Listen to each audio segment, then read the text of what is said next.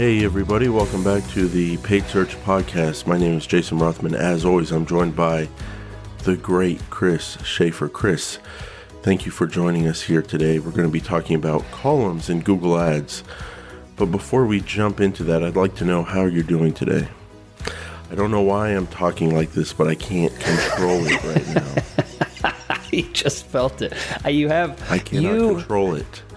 I love it.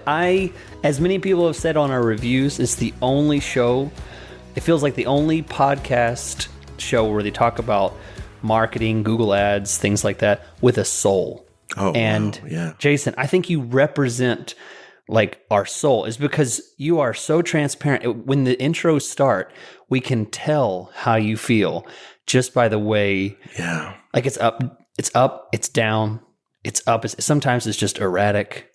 It's fun. That's what I'm here for. How's the intro going to go today? And as always, it surprised me. Jimmy. Oh, yes, wow. Yes. Serious. Taking through all the steps of the Paid Search Podcast over the years, Chris.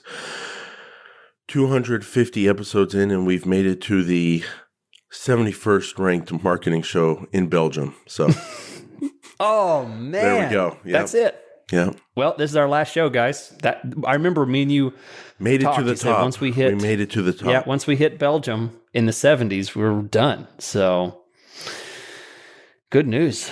Wow, 250 episodes, and we did it. Well, we probably have a lot of listeners. What do we do now? Belgium.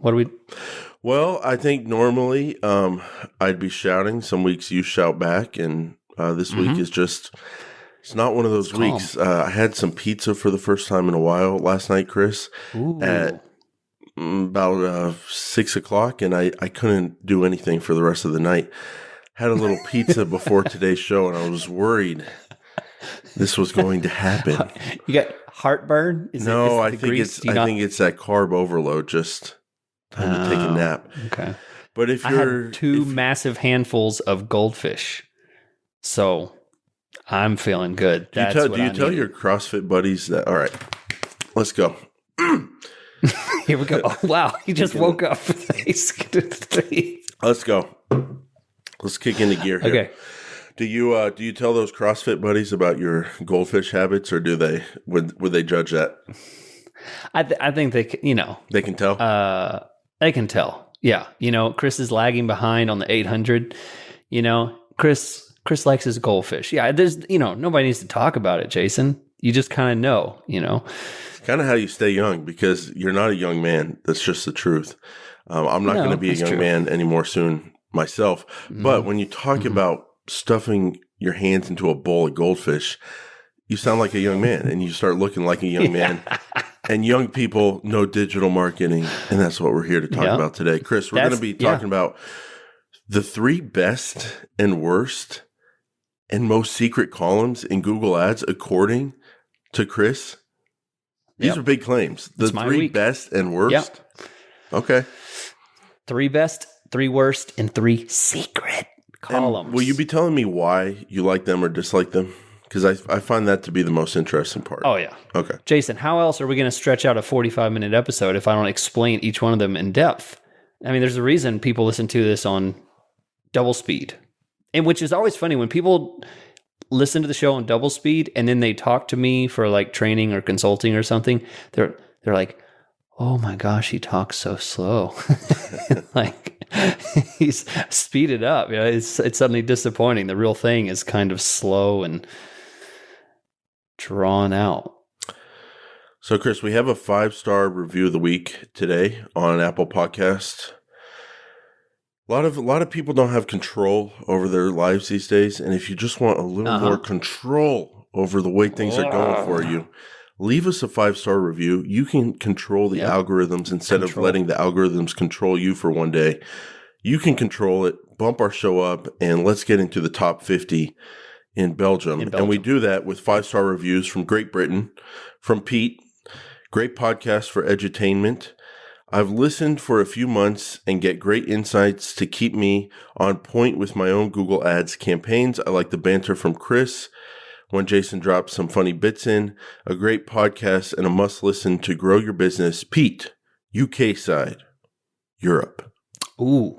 I don't know if that's how you sign Thanks, off Pete. in the UK or Europe these days, but yeah, all over the world. Here we are, Chris. And we'll be talking International. about Yeah. it's a little hard to process sometimes. You're talking to a guy down in Texas, and then all of a sudden you're the top 50 in Belgium. So The other day, I was doing a session. This was last week, doing a session with a guy, and he's sharing his screen for this session we were doing. And I looked down, and it says Saturday morning on the bottom corner of his of his computer. I'm like, what? What? You're in the future. Wait a second. Turns out he was in Australia. It's just always amazing, people all the way across the world value the sound of your voice, Jason. one day you never know what happens with space. They always talk about radio signals in space. Oh, maybe one day there'll be true. podcast signals in space, and there'll be aliens listening to us. Yeah, get a 5 Glorple review from Planet Gorbaton. Are you into space stuff? No. I just did that sound like it? Did that sound like a sounded real like thing? you did? I thought we were about to be talking about some sci-fi shows and all that for 40 minutes. No, Dang. Okay. No, not really. Okay, let me tell you guys. Number one thing that I got to tell you about is Optio, because this is the best tool, best tip that we have every show. Optio is an online software to help you get things done faster in Google Ads. This is the tool that I hear people talk about all the time. And you hear me, I do this show, and then I do consulting and training. And so I talk to a lot of you people out there. I'm in the know with you guys out there. And you tell me how much you like Optio. And if you're hearing the sound of my voice, whether you're in outer space or in Australia, you should know that Optio is built for you. If it's interesting to you to hear 2 guys jabber on about Google Ads, you're the kind of person that's going to get value from Optio. Optio is the tool to help you make smart decisions. It's not a click it and it's over kind of thing. You click it and you think about it. It gives you information. It helps you grind through these answers, helps you optimize. Optio.com/PSP2. That's the number 2, to get an 8-week free trial. You can sign up, try it for 8 weeks for free. You're going to like it. Many of our listeners do. Optio.com/PSP2. OPTEO.com/PSP2. Use the chat at the bottom right-hand corner and get your free trial today. So, Chris, you ready, Jason? I'm ready. Drop it on you. Yeah, this. I'm not always excited about episodes. Mainly, it's every other week. It's your episodes I'm not excited about. I'm always excited about mine. And let me tell you about how I'm inspired to write this. Let me tell you what inspires me to give this hot fire to everyone. The number one thing I hear from the people is, what don't I know? What should I know? I don't know what questions to ask. I don't understand how to look at the data and make decisions. They're staring at a screen with graphs, numbers, red text, colors everywhere, and it just gets worse the deeper you go. And sometimes you just don't even know what questions to ask. You don't know what you should be concerned about and what you shouldn't be concerned about. So we're going to hit each one of those. Number 1 is going to be what you shouldn't be concerned about. Things that you can just ignore. Take it off your plate. Don't worry about it. Then we're going to get into some of the best things. These are things that should be on your radar.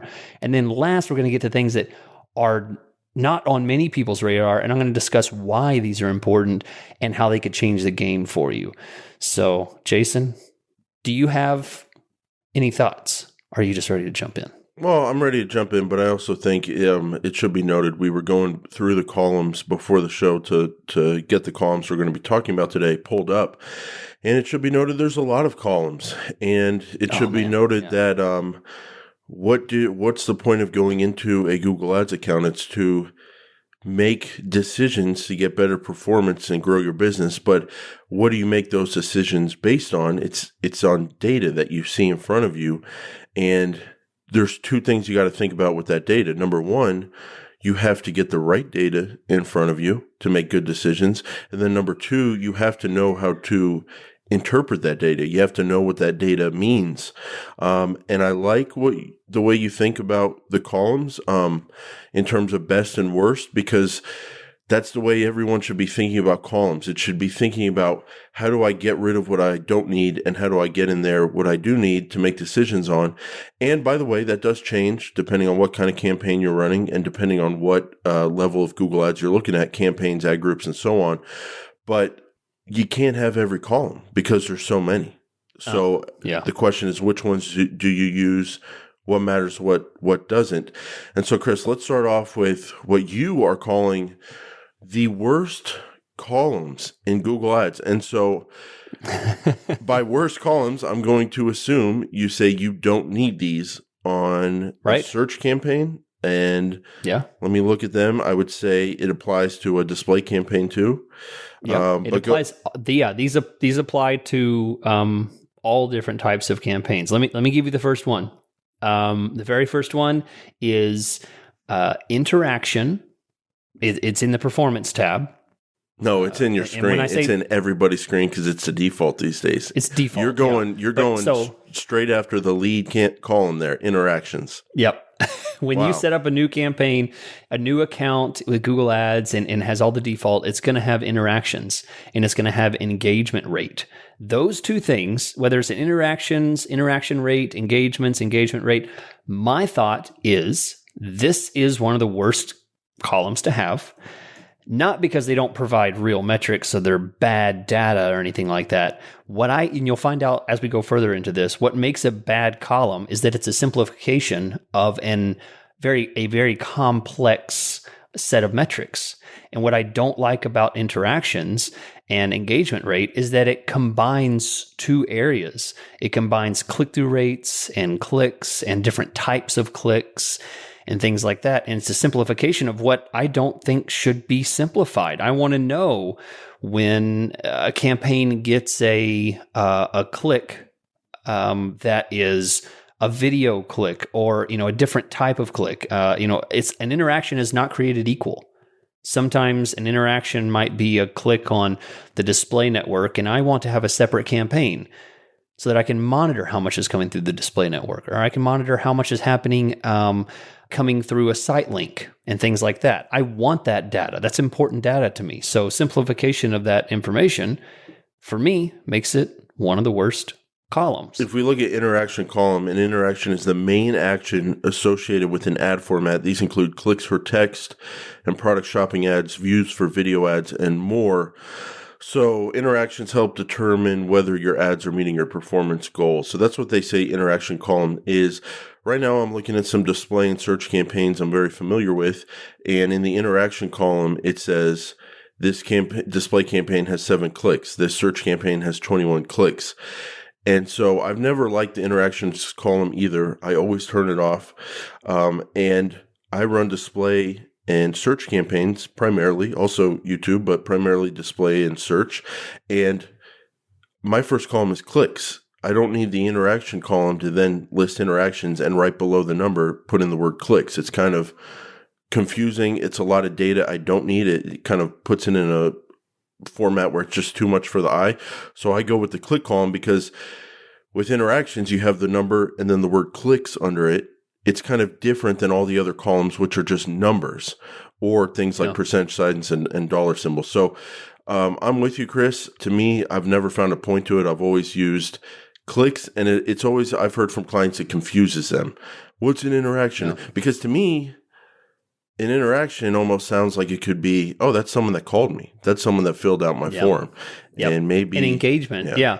Engagement, interaction, most people would call those, similes. They're so close and they're a non-defined. And no, it's not. It's not an interaction. All it is a click. Oh my gosh, Chris. I mean, don't get me started here, but an interaction is you and me engaging, interacting. Right. It's you clicking on my ad and interacting with me on my business website. It's not you clicking on an ad And an ad click doesn't mean they even get to your website. They could bounce back before that.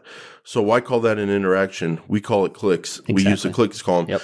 What's going on with this engagement rate column, Chris? Engagement rate is, I'll read it and then you can let me know how you use it or interpret it or don't use it. Engagement rate is used to measure how often people engage with your ad after it's been shown to them.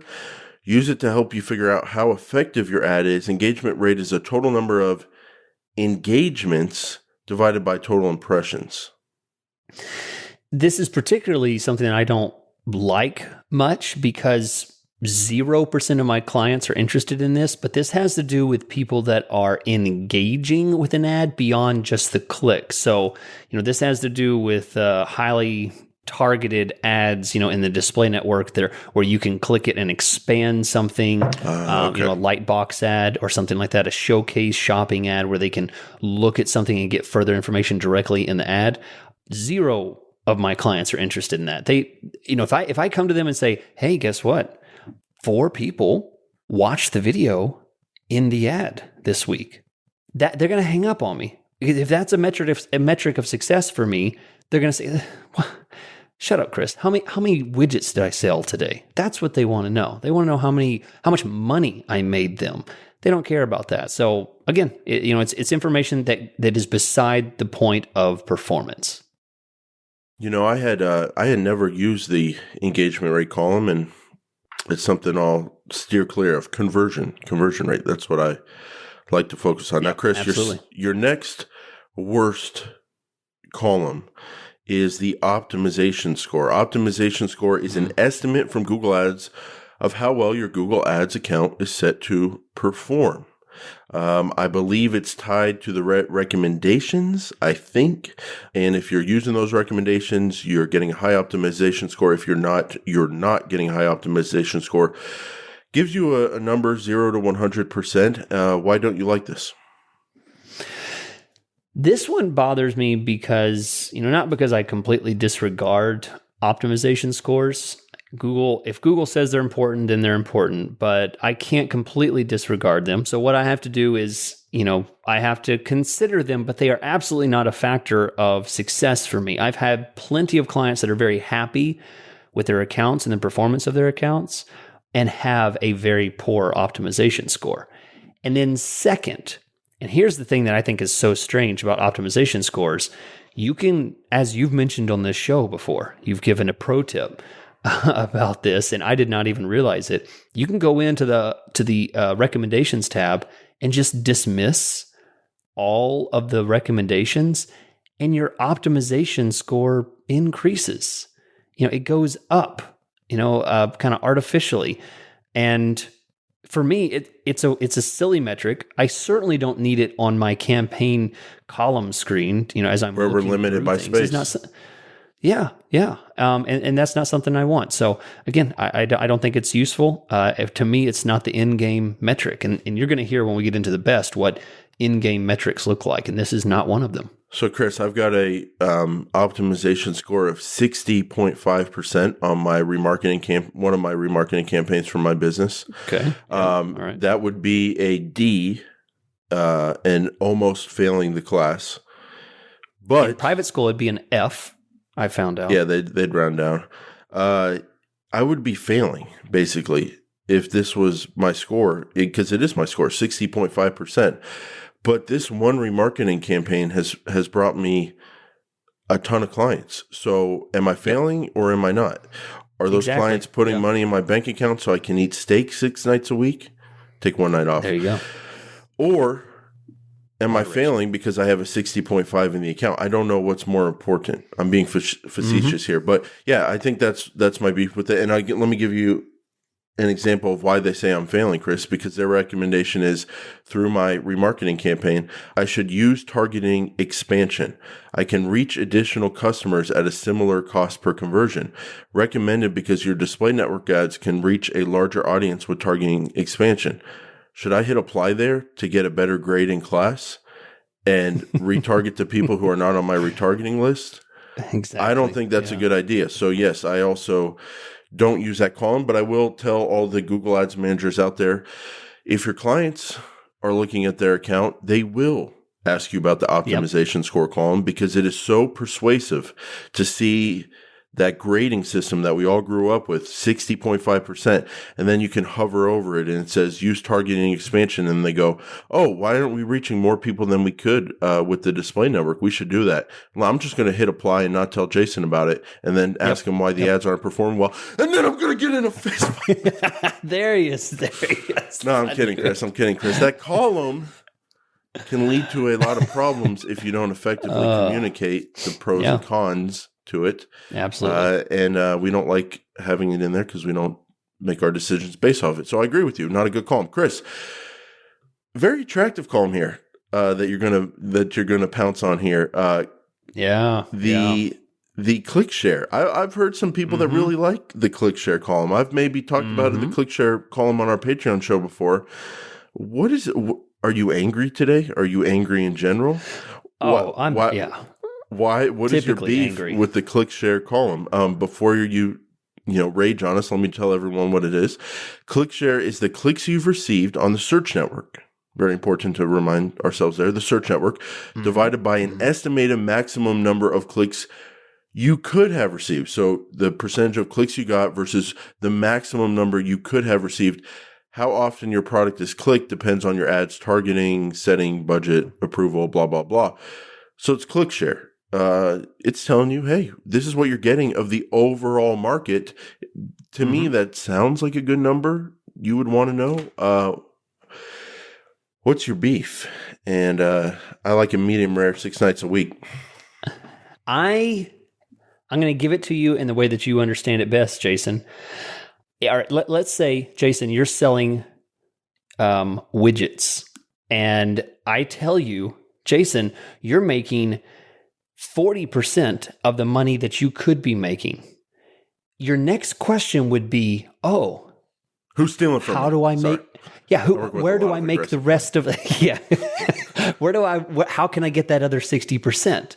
If I'm losing 60%, I'm only keeping 40. How do I expand? This metric does not answer that. It only tells you what your click share is. And what bothers me about this is it takes targeting settings, your budget, approval status, bids, quality of the product, adds all of that and combines it into this mess and wad of useless data that you cannot analyze any further. It just says, hey, you got a 40% click share.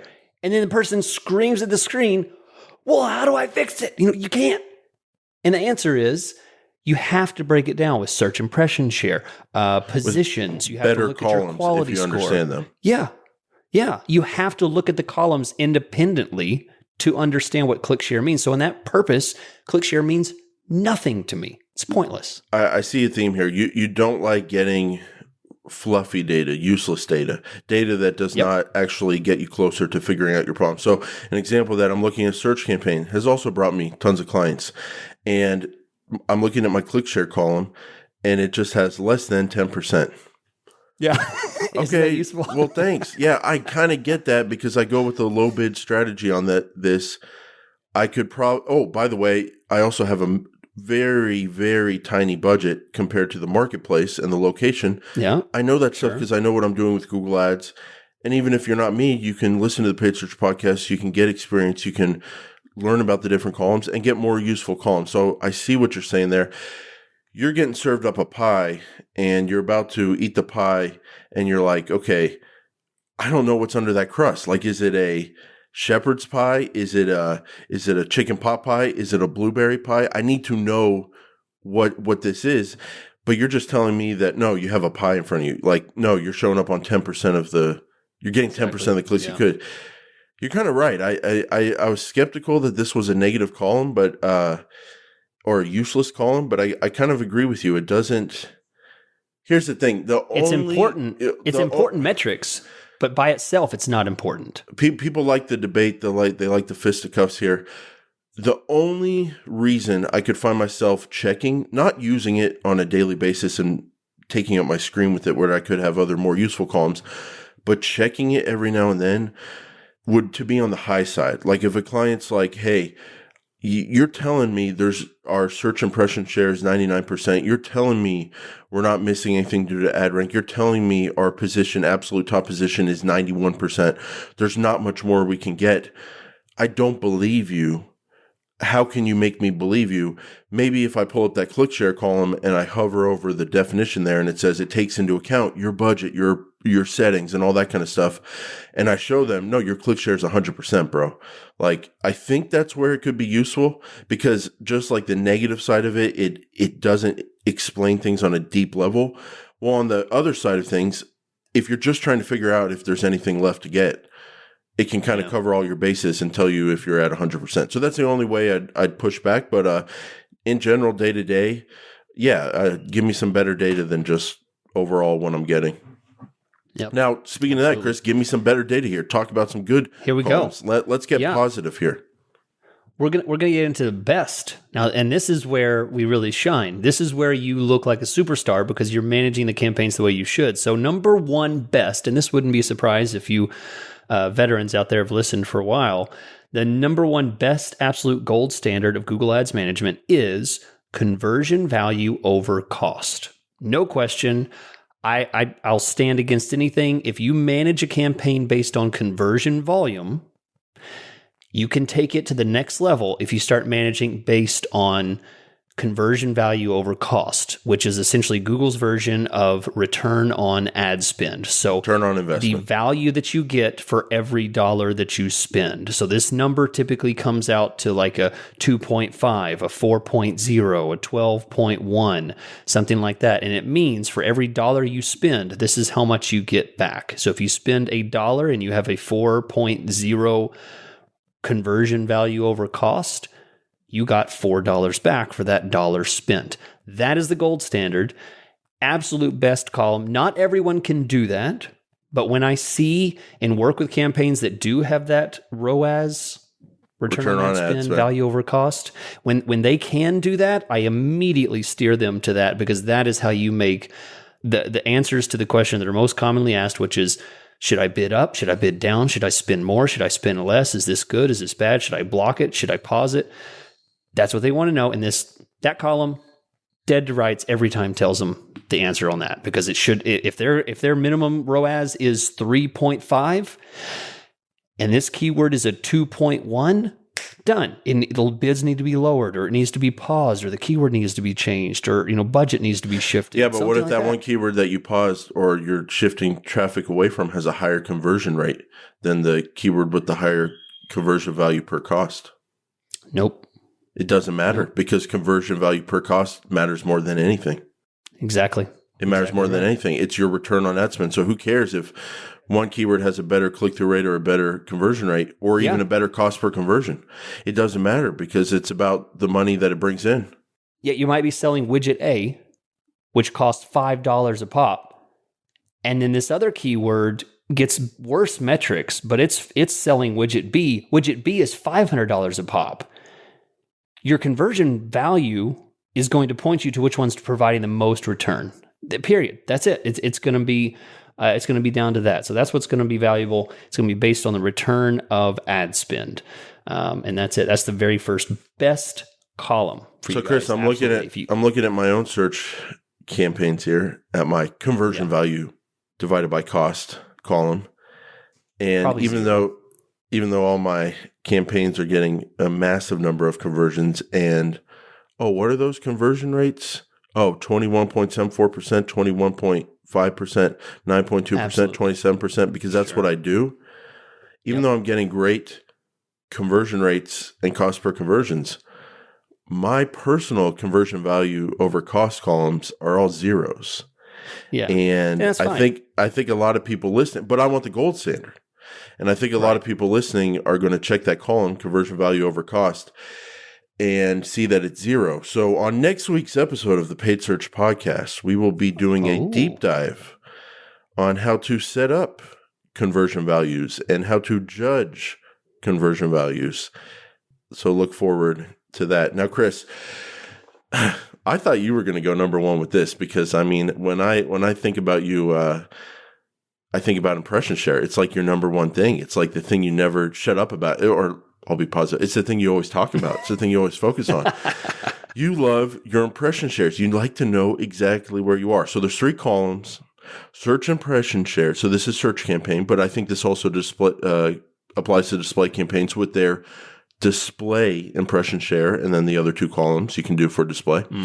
But talking about search impression share lost due to rank, search impression share lost due to budget, search lost IS rank, search lost IS budget. Please walk us through what these 3 columns are, how they interact together, and why you find them so useful. The very first thing to know is these 3 columns have to work in conjunction. So I said the best, worst, and secret columns, but they have to all 3 be together. You can't look at just search impression share and understand the why. You have to understand that all 3 go together. When you add all 3 of them together, they measure out to 100%. So if you don't have 100% search impression share, you're either losing it because of your bids or your rank, which is essentially the same thing, or you're losing it because you're running out of budget. Those 3 tell you the answer to why. Click share was the opposite of that. It just gave you, said, hey, you're only getting 20% or 10% of your click share. It doesn't answer why. It doesn't answer, well, is it my biz? Is it my budget? Is it my targeting? It does not tell you that. So search impression share is the measuring stick of your Google Ads. It tells you, are your bids too high? Are you bidding too much? Maybe you're losing only 10% due to your bids. Your search impression share due to rank lost is, maybe 10%, but due to budget, it's 80%, and you're only getting 10% search impression share. That means you're bidding too high. You're running out of budget too fast. You need to pull your bids down. So it's a very understandable trilogy of metrics that work in conjunction together. And for me, it's one of the best. Very important. Yeah, Chris, it's no one taught me this. No one taught you this. But we definitely manage our bids and our cost per conversions we're going for and that we think are achievable based on these 3 columns: search impression share, search lost impression share due to rank, and search impression share lost due to budget. At least no one taught me it. I don't think anyone taught you it, but we had to figure it out. Yeah. Yeah. And we have similar brains in the sense that I don't know if the word's rational or logical or whatever you want to call it, but our brains definitely work in a way where it's a very algebra kind of way. You see the different factors and you see the way they interact with each other. And it's just kind of, if you see things like that, it's common sense. Like, okay, if my search loss due to budget is 0, correct me if I'm wrong here, and I'm limited by budget, I'm having trouble thinking about it without seeing the numbers. But the point is, if I'm limited by budget, that's going to show up in those impression share columns. And if you're limited by budget, my move has always been lower the bids a little bit because you can get more for the same overall budget. Same thing on the other side of things. Like, but if I'm not spending my full budget or I'm missing out due to ad rank, that kind of tells me, hey, you're getting a nice cost per conversion, but if you want to actually spend your full budget, if you want to get your volume, up your bids and lose less due to ad rank. So just like you, Chris, I feel like I'm in a captain's chair and those kind of columns guide my work and guide where we're going. I'd say lately, to a larger extent, these columns, Chris, guide me even more. Impression top percentage and impression absolute top percentage. These are found in the performance area of your columns. Don't get them confused with the search impression or impression share version of these columns. Focus on just impression only from performance, impression absolute top percentage, and impression top percentage. Impression top is the percent of the time your ad showed at above organic. Impression absolute top is a percent of the time they showed up number 1. I use them together, Chris. How do you use them? And then why do you think they're among the best columns? I think when using conversion value over cost, along with impression share trilogy and impression top percentage, impression absolute top percentage, those sets of columns tell you everything you need to know about bidding, budgets, rank, and performance. They tell you, what to do. A couple examples. What to do next. They tell you exactly what to do. So if you have, a situation A if you are running a campaign and you have to be getting $3 for every dollar you're spending, and you look at your campaign and you see a 2.1, you're losing money. And let's say that same person is running a campaign and they see that they have a impression share loss due to rank of 20%. The simple answer, just by having those two columns, I can tell that I can lower my bids. And you think, well, how much more can I lower my bids? Then we use the third set of recommended columns, which is impression top percentage, impression absolute top percentage. I can tell how much I can afford to lose. I look at those and I see, oh, well, 80% of my ads are showing above organic. I've got a lot that I can drop. I can drop these a lot and drop them down to maybe a 50% above organic, 40% above organic, because it all pushes back to that conversion value over cost. If that is below your minimum in order to make money, then those other columns, specifically the impression percentage top and absolute top, those tell you how much you can bring your bids down and still, be competitive, still show up on the board. So it all answers the question that everyone wants to know. How can I be more profitable? Those combinations are absolutely primary to answering that. But the impression absolute top percentage and impression top percentage, they help rein in your decisions, because if your return is only 2 and you need a 3, you would think okay, I need to lower my bids and get these conversions in a less costly manner. But those impression percentage columns, they rein in your decision. They help you not over optimize, if you will. Because if you're I need to drop my bids to get my return up. But then if you look at your impression top percentage and you're at 20% and you're only showing up above organic 20% of the time, well, if you drop your bids, that's going to go down. And if you're only showing up above organic 10 or 15% of that, good luck getting clicks. And by the way, when you break out that segment button and you find out where conversions come from, the top of the page versus the bottom, it's pretty ugly on the bottom of the page from my experience. Bottom, And it really depends on the industry and how competitive it is. But some, very few can pull out conversions and decent clicks below organic. Very few. Very few. And that will tell you, hey, no, you're not going to get out of this conversion value per cost problem by just lowering your bids, because that's going to hurt you in another way. Exactly. So figure it out. Is it improving your landing page? It has to do with keywords. Is it improving your keywords? Is it pruning? Is it getting a better website, better ad copy? What is it? But it's not going to be lowering your bids. And so, Chris, I like the way you use all those together. I can tell you know what you're doing. Thank you. Well, let me remind you guys about optio.com/PSP2, a popular tool for the pros.